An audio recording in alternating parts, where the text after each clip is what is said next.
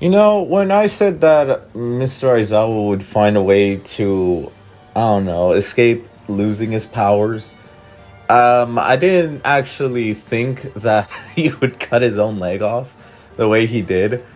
But it just goes to show how much of a badass he is, considering that cutting your own leg takes a shit ton of effort and a big willpower. And his willpower was probably not just his student, but also Eri.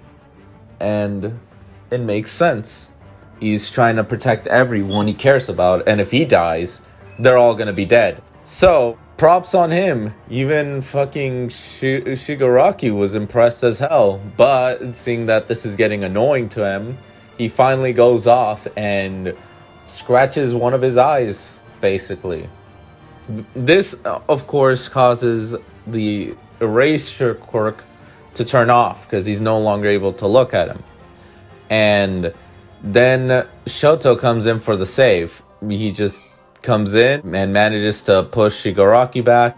Yeah, basically, that's what they're up to, at least when it comes down to dealing with this fucking menace.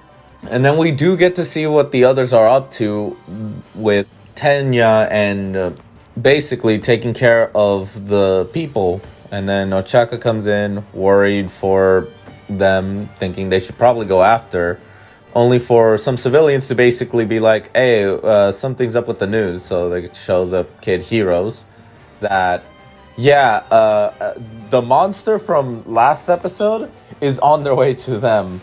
And that means that death and destruction is coming by. As well as showing us that, every hero who tried to stop him is basically out for the count, with the exception of the children, since they were put to the side earlier before the chaos happened.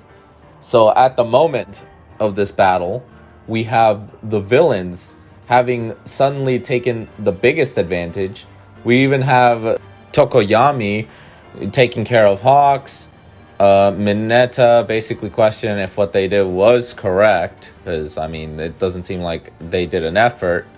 And we get to see a super pissed off Deku, Shoto helping his dad, and we see an important thing. Suddenly, Shigaraki's body is kind of tearing itself apart. It gives the heroes a chance that, oh shit, we have a chance now. While Shigaraki, in his comically looking face, oddly enough, is like, wait, what's today's date? Like, not having realized that he's awoken up early, meaning the quirks on his body are not 100% ready. Because he's overworked his body, despite not using his quirks, unironically, throughout this entire fight, showing just how big of a fucking menace he is. The fact that his healing factor is slow indicates that, it's similar to how when Deku had One for All given to him at first, his body was not strong enough to handle the quirk. So this is the same thing, and we get to see him use float, something that a previous character has used, the Master of All Might. And then we get to see some scene of a flashback explaining him being trained to use, float. And it's just the look of Deku that catches me off guard, but for the most part, he's being trained by the other students. Bakugo and Froppy are just oddly arguing. Bakugo and All Might do have a talk about Deku. Basically, yes, he will put himself before others, which is a good trait, but it can also lead, to something bad. They also discuss about one of the users having not known the details of his death, which is, worrying. But All Might is looking into it, which means we will learn about it later.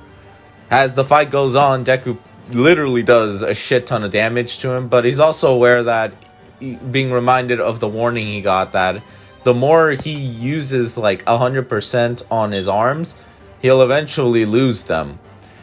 And that is something he keeps in mind, but since the regeneration isn't working as it's supposed to for Shigaraki, he has to do more damage fast enough before the regeneration can kick up. meaning that, yeah, Shigaraki is just taking damage for the hell of it until realizing that he needs to be defensive. And eventually the others do join after Bakugo basically explains that the Deku's gonna burn himself out and then he's just gonna end up getting killed. So they all join in with Shoto, Bakugo, and Endeavor, all three working together. And once Endeavor grabs Shigaraki and basically used Prominence Burn, he's on his way of killing Shigaraki. At this point, there's no other method to put him down other than possibly kill him. But just as it seems that they have the winning hand, All For One basically says to Shigaraki that he let him lend the body, basically borrow it. And yeah, basically fucking Endeavor gets stabbed. And just before Deku could get stabbed, Bakugo, in the similar way how Deku didn't hesitate to save him in the very first episode, also goes to save Deku from being, well, stabbed. And he gets stabbed himself. So we will see. If Deku was already pissed when Aizawa was hurt, imagine his best friend and childhood best friend at that getting stabbed. I can guarantee you he's gonna be even more pissed off.